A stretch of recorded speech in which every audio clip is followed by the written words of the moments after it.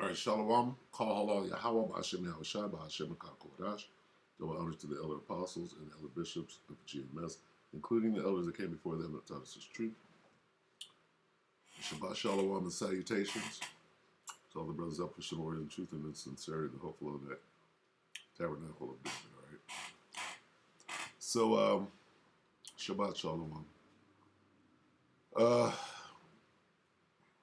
Kind of stumbled upon something, and so as I was researching, I think the Spirit was working with me and leading me to this information. So there's just a bunch of stuff that's kind of cobbled together. So bear with me as I try to roll in the Spirit and show what this information is. Okay, so where do I start? And this is going into the C hip, okay? And the Jamba juice. All right, so where do I start? Let's start here.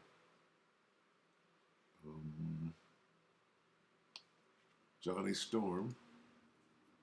Okay, we'll start right here because it all kind of comes together.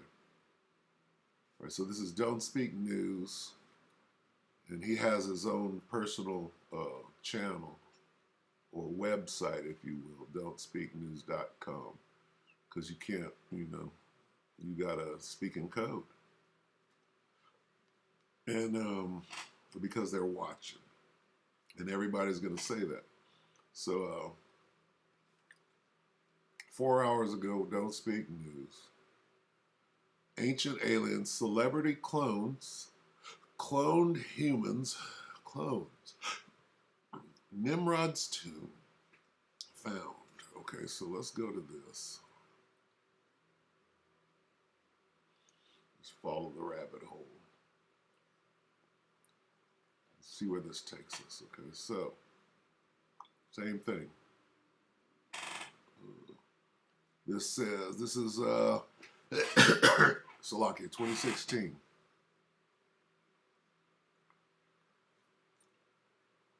Arik Media. Arik Fields. Okay. It says Nimrod's tomb found, cloning of Nimrod and Osiris underway. First thing we got to recognize is these names are in the Bible. Nimrod, great grandson of Noah. Okay, you got Nimrod, Osiris. They found Osiris's tomb, I believe, in the Great Pyramid, and they don't say a whole lot about it. Okay, so anyway, we all know that Nimrod has to do with the Tower of Babel. Okay, but these names are in the scriptures. Okay, now, ancient what? Aliens. That's talking about the angels. All right, Apollyon is in the scriptures.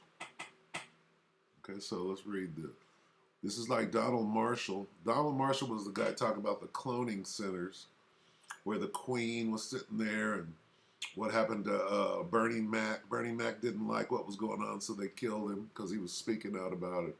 That's who Donald, if you research Donald Marshall, he's supposedly some songwriter kid that wrote good songs, so they kept him alive, and da-da-da-da.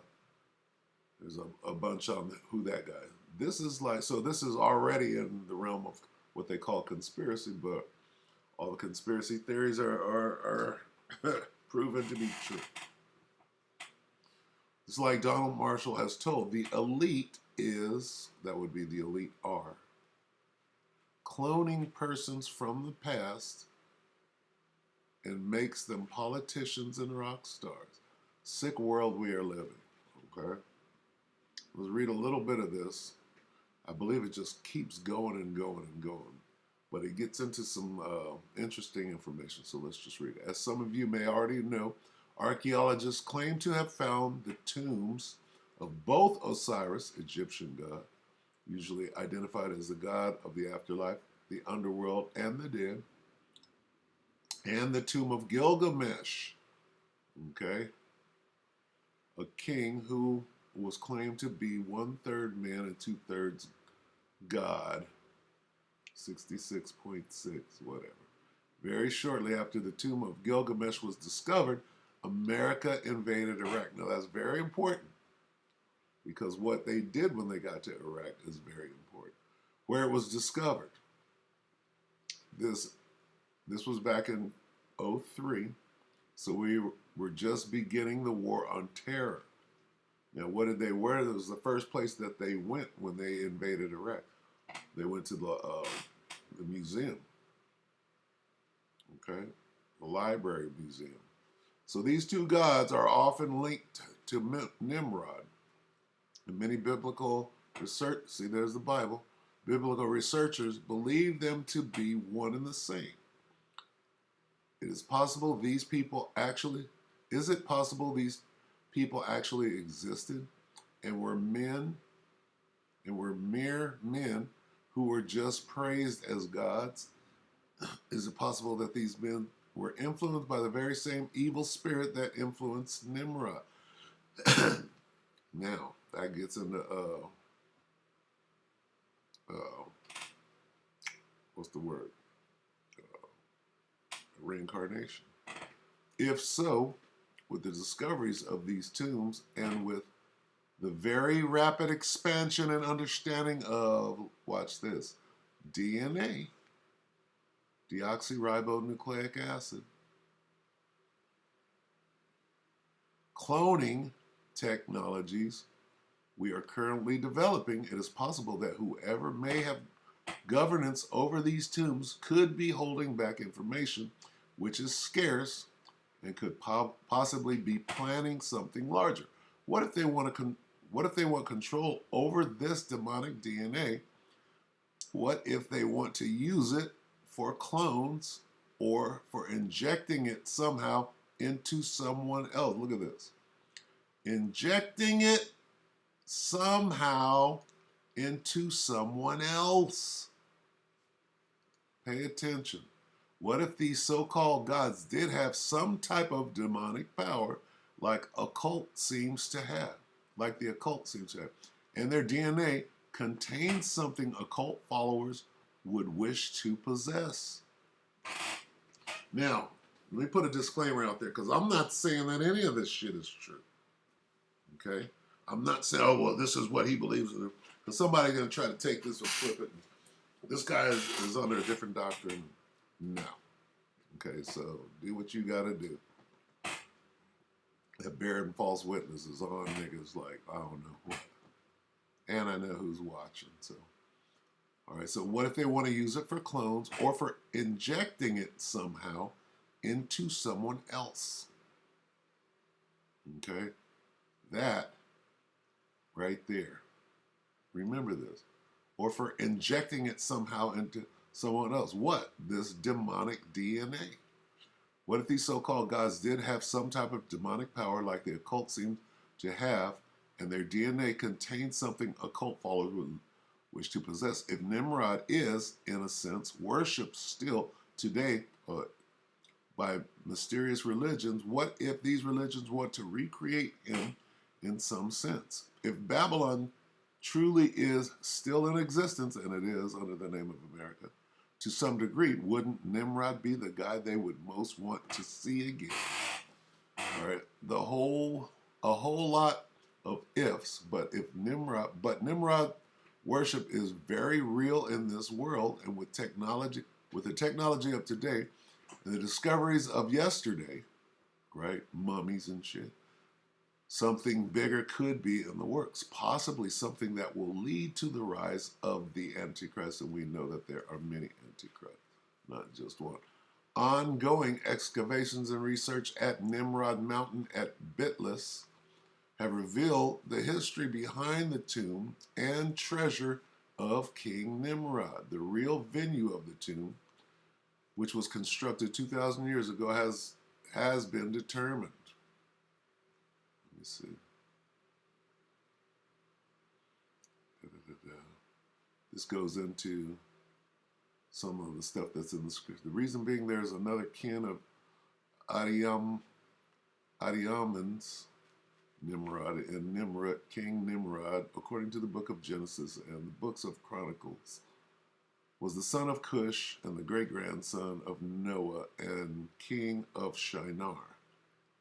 He's depicted in the Tanakh as a man of power on the earth. And they go off a lot in this because they don't know the 100% truth. Extra biblical traditions associating him with the Tower of Babel led to his reputation as a king who rebelled against the Most High. Let's see. All right. Let's read this. As troubling as these thoughts are, they could be just the tip of the iceberg as one-on-one interpersonal malevolence by human animals might quickly be overshadowed by global acts of swarm violence. Wow. The possibility of groups of transhuman terrorists in the conceivable future is real enough that a House Foreign Affairs Committee chaired by California Democrat Brad Sherman, best known for his expertise on the spread of nuclear weapons and terrorism, is among a number of government panels and think tanks currently studying the implications of genetic modification and human transforming technologies related to future terrorism. Wow.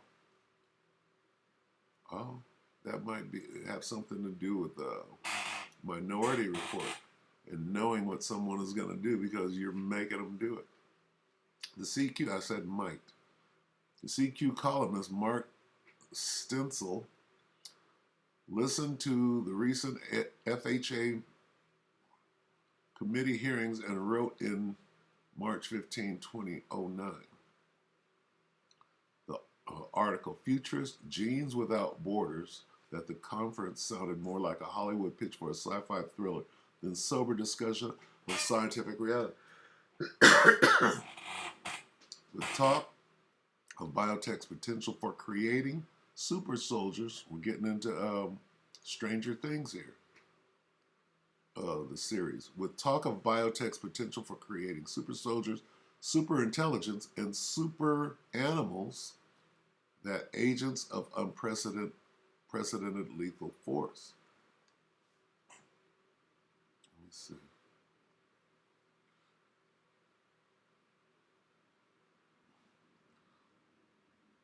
We're jumping around here, so bear with me. Let's read this. Observations like those of Annas, Andrews, and Isasi cause one to wonder if this is not how the servants of Antichrist move with such compassionless brutality in rounding up to destroy all those who refuse to receive the C-HIP.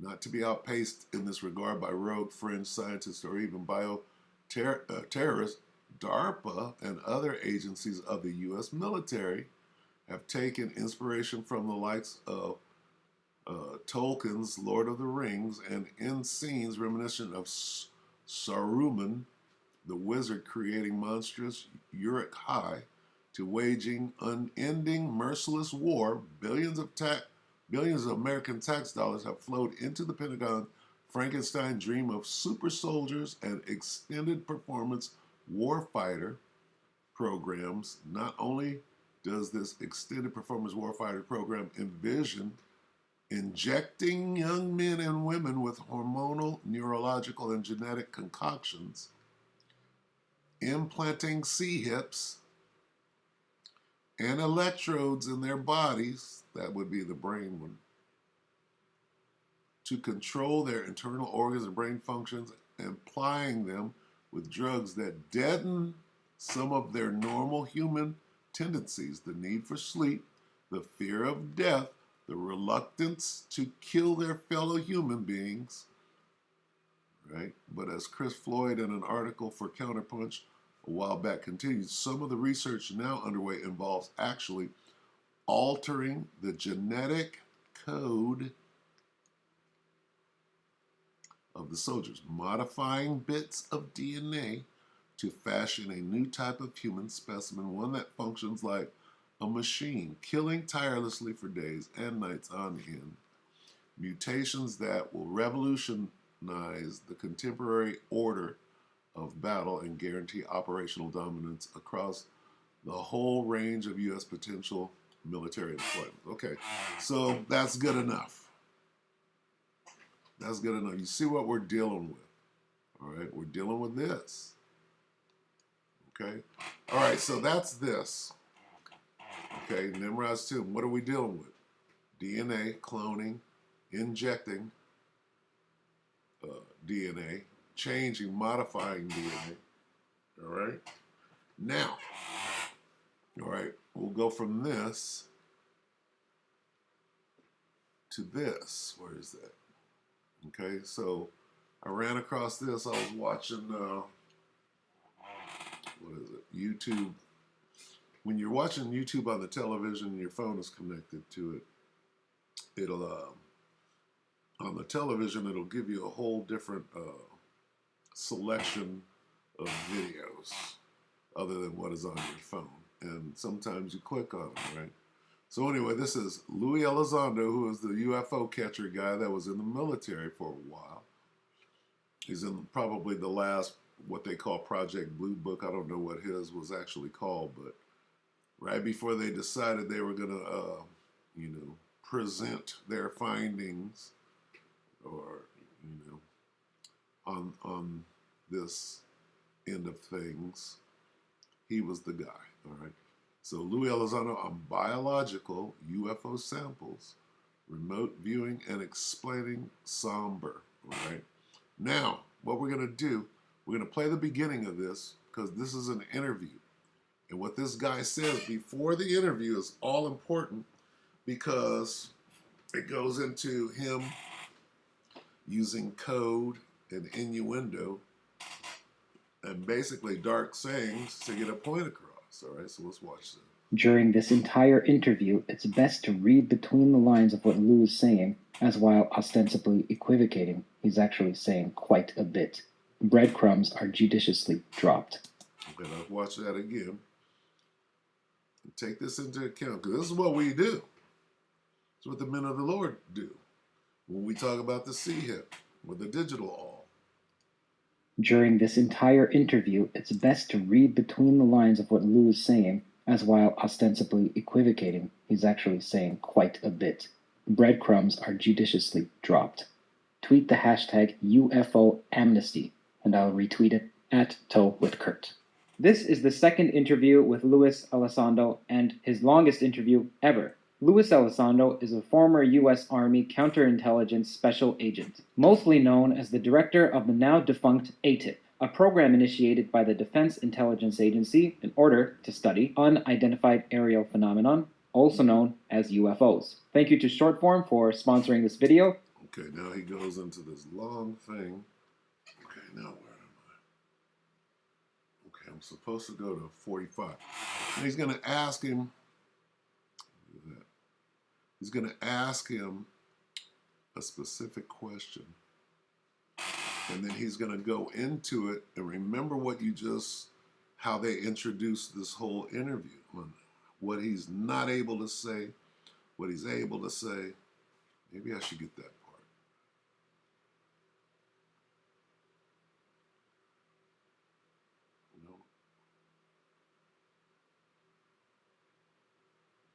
No, let's get straight to it. Okay, so he's speaking in code because look at that.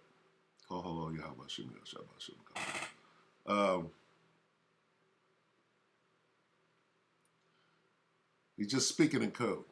Now we're going to go over this. Now remember the article we just read about Nimrod and what he's about to say.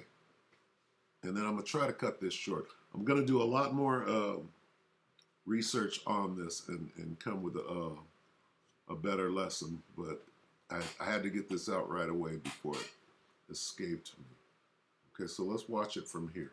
It's constantly erasing what's on the surface. It is constantly burying what lies beneath deeper. I'm going to go back a little. Hold on. It's going to be gone. Quick. question is, will we recognize? So let's go back a little more.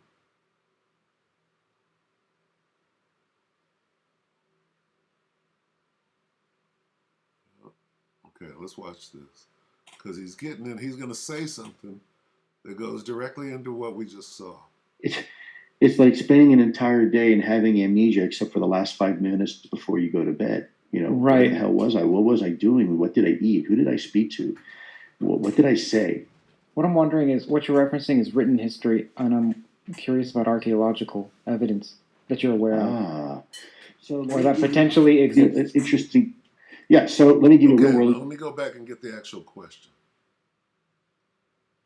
Let's see.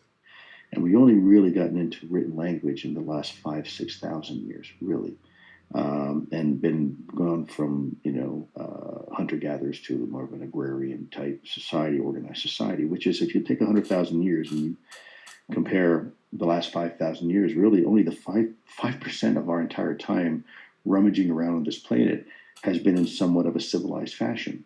And then if you look at that to the context of it's been only in the last 1,000 years, 2,000 years, we understood, the Archimedes steam engine, right? And we really didn't even fully appreciate it until the Industrial Revolution just a couple hundred years ago. So now you're talking at 0.2% of mankind's time on Earth. We've been industrialized, we've been civilized. So how much of our own history do we really know? Well, we can go back 5,000 years pretty easily. 8,000 years, things start to get a little murky, right? And anything much beyond that, we really have no clue about. Well, you got to know what the scriptures say and have them broken down to those that have the 100% truth. And the question is, have we as a species been aware of this phenomenon much? Okay, the phenomenon they're talking about is what the chariots are, what they're doing, what their function is. And he's way back. Okay, so that was the question. How far back does this go? So he's trying to answer it, and then he's going to say something different. He's going to change the tone, and then watch what he says, okay? Because he's going to say something to the effect of, I'm talking about things that are buried under the ground and actual evidence. And then his answer, okay, I'll just go ahead and say it, is going to lead directly to the sea hip. Okay? Now listen to how they do it. And the precursor to the sea hip. All right? The precursor to the sea hip was the Jamba Juice. All right? Well, let's look at what we do know. The general consensus is that the American population, when I say American, I don't mean United States, I mean North America, South America, Central American population, really began about 20,000 years ago during the land bridge, when you had a migration coming over the land bridge and settling this part of the planet. But in reality, it turns out now that a lot of scientists believe that there were many migrations, and many migrations before that primary migration 20,000 years ago. In fact, there may have been multiple migrations going back, perhaps even 100,000 years ago. So, the world is only 12,000 years old. Is it possible that our society was aware of these things, maybe even interacted with these things in a certain fashion? Sure, it's possible. Absolutely, it's possible. I mean, most of our history we have no idea about. It's like spending an entire day and having amnesia except for the last 5 minutes before you go to bed. Right. Where the hell was I? What was I doing? Now he's going to change it up. What did I eat? Who did I speak to? What did I say? What I'm wondering is what you're referencing is written history, and I'm curious about archaeological evidence that you're aware of. Now, did you hear that? I'm curious about archaeological evidence that you're aware of. He goes, Now, what one would immediately think is, okay, well, let's go dig up some stuff, archaeological meaning, let's go dig up some artifacts, right? But what he's going to do is he's going to very long-windedly say the evidence is in your DNA. The evidence of of ancient aliens, I guess he's going to try to say. All right. Now listen to what he says and how it pertains to what is going on. I'm not saying that he's correct, because he's not, but he's connecting some dots that inadvertently applies to what is going on today, and he knows that. He just doesn't have 100% truth. So Or that potentially exists. Interesting. Yeah. So let me give you a real world example, and I'm not going to either refute or defend it. But again, I live here in Wyoming, and there is a legend here called the Little People of the Peori Mountains. And for generations, the indigenous people have reported what appeared to be this fearsome pygmy warrior tribe of humanoid type creatures that lived in the mountains. And for many, many, many years, it was completely considered a myth. Folklore, right? Yeah. Folklore. And it turns out that scientists began uncovering artifacts up in the mountains that, to some degree, reinforced the notion that there was some sort of small hominoid type creature living in the mountains. They found small tools. They found, small bones that appeared to be coming from some, human-like creature. Now, I don't know. I don't know the details thoroughly. I haven't had a chance to really explore it or study it. But that part is true. That people are now beginning to look back and say, "Well, wait a minute. Is that possible?" Because we're starting to find archaeological evidence. So it's interesting. Here, I can walk up into the Bighorn Mountains, and they're pulling out spearheads that are 11,000 years old. Now think about that for a minute. 11,000 years old. If that spearhead could talk, what people did it come from? What were they hunting? What did this place look like? Environments change in the blink of an eye. Look at the Sahara Desert in 5,000 years. There was a lot of wildlife living in the Sahara region before it became a desert. And that was in recent human history, by the way. We were inhabiting the planet when that happened. There are drawings on the side of rock walls that illustrate alligators, crocodiles, if you will, and animals that live not just on the savanna but in the wetlands, all cohabitating there. So this Earth is very dynamic. Every time we have for us it seems like a long time, but every time we have an ice age, every roughly 10, 15,000 years, the entire topography of Earth changes. The climate changes. Animals change. People change. Right. I think it's very possible that there is potentially some sort of archaeological evidence. Okay, now you got to spit out the bones, because what he's doing is he's hiding what he actually wants to say. So he set it up with a whole bunch of bullshit, and then when he starts zeroing in, okay, that's when you pay attention. Right now he hasn't. See, let's read this. I think it's very possible that there is potentially some sort of archaeological evidence making you think of things that are buried under the ground. But he's going to take it to the human body. Now listen close. The question is, would we recognize it if we saw it? And that's another big question we have to ask ourselves. Let me ask you this as a scientist, Kurt. If I said to you, Kurt, you have a task. You can make it out of whatever you want, any material you want. Your goal is to, in 1,000,000 years, you have to create something now that will last 1,000,000 years to prove you were here. What would you do? How would you do it?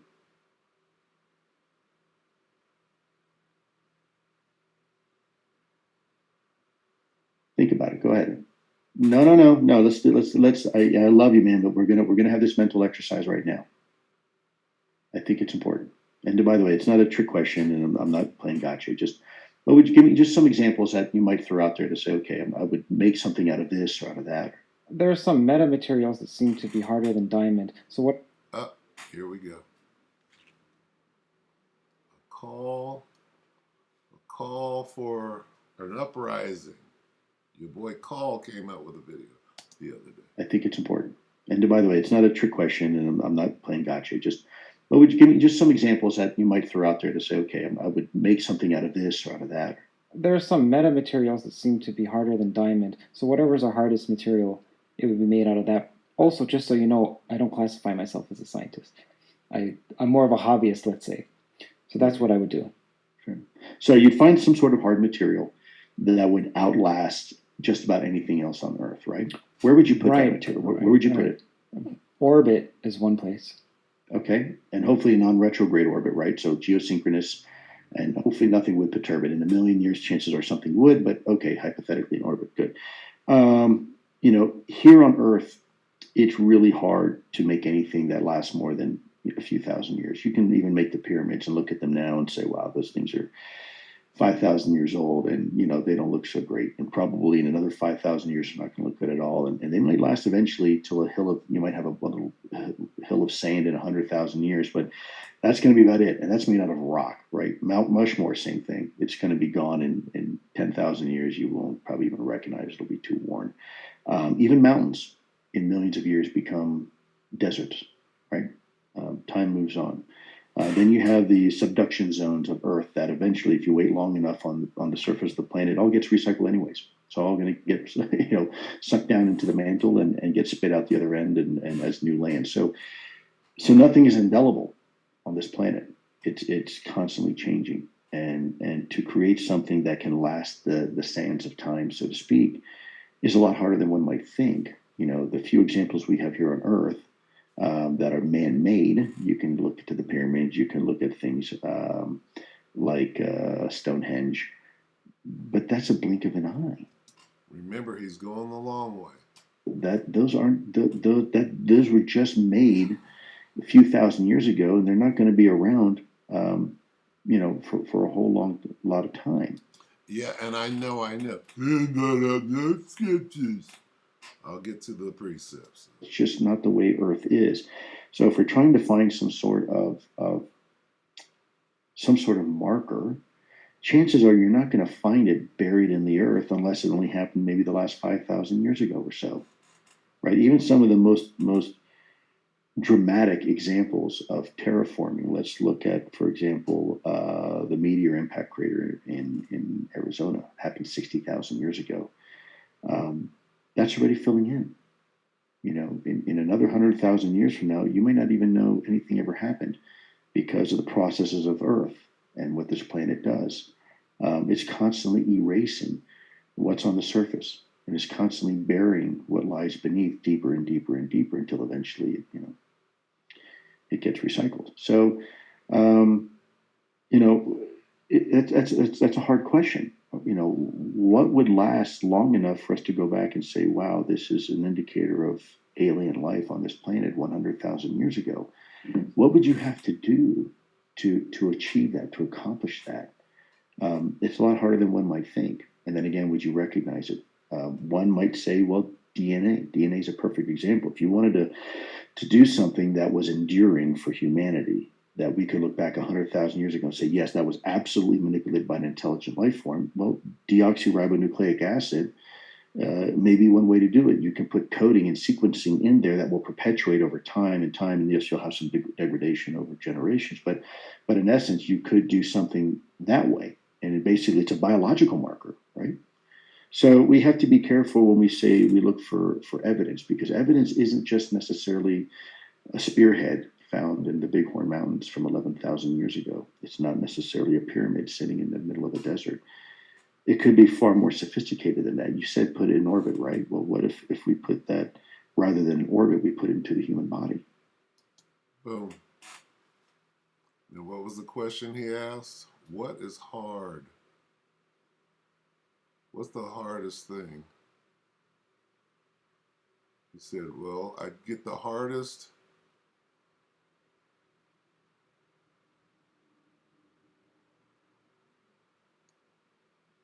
He said, I'd get the hardest substance that I could find. Okay, so now we'll go from there. Bear with me. I'm going to wrap it up.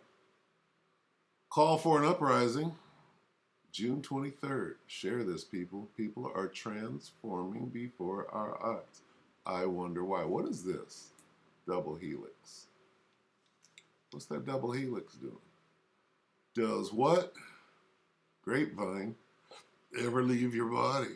Let's just watch a bit of this. All right, call for an uprising.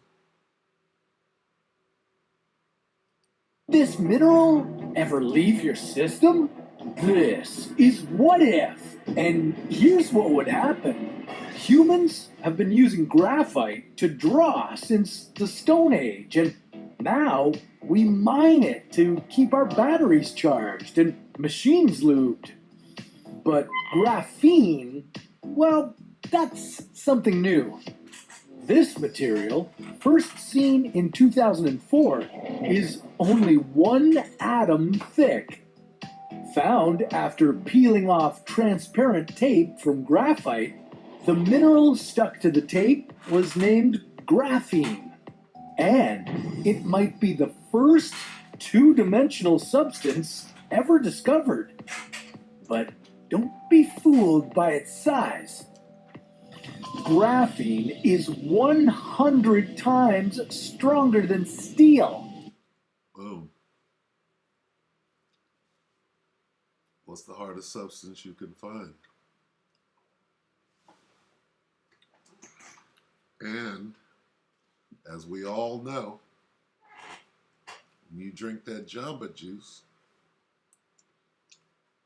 your DNA is being altered. See where this is going? And powerful enough to repel most gases and liquids.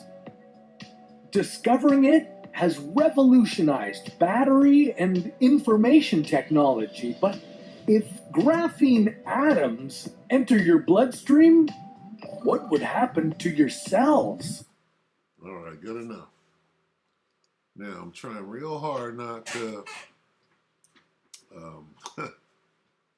be attacked. Let's say that. I saw the elder apostle say something like that and did exactly that the other day. Okay, so let's go back to this real quick and then we'll wrap it up. Let me see. Ways that's. I know it's a very long-winded way to answer that question. Yeah, let me ask a quick follow-up, and then we'll get to super chat questions, audience questions, and so on. Hold on. To be careful when we say we look for evidence, because evidence isn't just necessarily a spearhead found in the Bighorn Mountains from 11,000 years ago. It's not necessarily a pyramid sitting in the middle of the desert. It could be far more sophisticated than that. You said put it in orbit, right? Well, what if we put that, rather than in orbit, we put it into the human body? You know? So anyways, that's I know it's a very long-winded way to answer that question. Yeah, let me ask a quick follow-up, and then we'll get to super chat questions, audience questions, and so on. Are there places that we should be looking for evidence that you feel like we're not? So, for example, I mentioned archaeological investigation sites. The reason I brought that up is some people say craft were found. Okay, but you're also saying there may be other markers, maybe, possibly, biologically, for example. You know, near-Earth celestial bodies like the moon, where you don't have atmospheric friction, you don't have the tectonic processes that we have here on Earth that are constantly recycling. You know, someone might want to put something on the moon. If you want to, you know, reminiscent of what was it, 2001 Space Odyssey, right, where you had these monolithic markers. That's certainly one way to do it. You know, you could put something where you don't have those same processes occurring, where maybe you might be able to extend your time twice as long. He's talking about the moon itself. See how he's being he knows some shit, but he can't say it. He went into how they're watching him and if he made one wrong move that they'd be on him and that whole thing. So, with all of that, let me go back here real quick. Remember this? After watching all of that, let me take you back here real quick. Okay? Hey, what did they find in these bodies? I didn't get to the part where they said, oh, okay. Well, they went to Iraq. They got these bodies. And they did their thing. What did they find? Okay. How long have they been using grapevine? If they went to Iraq in 2003 let's say they did their research and came out with something in '06. How long have they been using Grapevine? All right. All right, so we'll get a couple of precepts and we'll go ahead and close it out. Let's get ignorant. Here we go. Okay.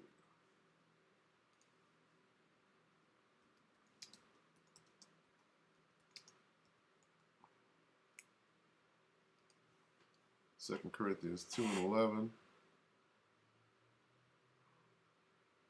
Come on now.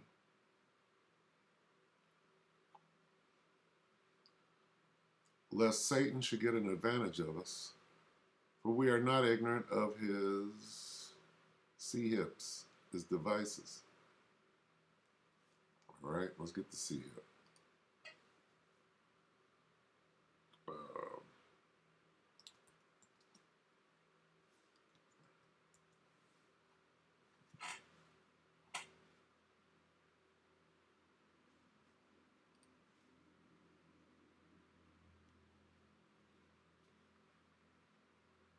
Here's his device. Revelation 13:16. And he causeth all, both small and great, rich and poor, free and bond, to receive a hip in their right hand or in their foreheads. And that no man might buy or sell save that he had the hip, or the name of the beast, or the number of his name. All right. So, apparently I did all this to say, don't take the hip. All right. Revelation 3:10. Because thou hast kept the word of my patience, I also will keep thee from the hour of temptation, which shall come upon all the world to try them that dwell upon the earth. All right. So with that, don't take the hip. We hope that that shed a little light on what could or what we do know is that what it's going to do or what it's not. Just put some information out there. You you do a lesson on it. All right. We hope that the elect will edify you brothers and few sisters. With that, we can say Shabbat Shalom.